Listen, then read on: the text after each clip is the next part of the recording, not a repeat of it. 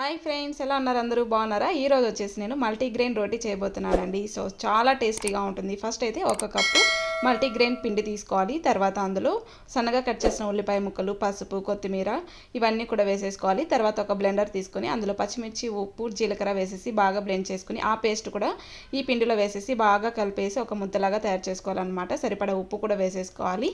తర్వాత ఇలా ఒక తడి క్లాత్ పెట్టేసి అందులో మనకు కావాల్సినంత సైజులో పిండి తీసుకొని ఇలా నీట్గా మనం రొట్టెలాగా తయారు చేసుకోవాలండి. తడి క్లాత్తో అయితే మనకి ఈజీగా ఉంటుందన్నమాట. సో క్లాత్ నుండి రిమూవ్ చేసుకొని ప్యాన్ మీద వేయడానికి చాలా ఈజీగా ఉంటుంది.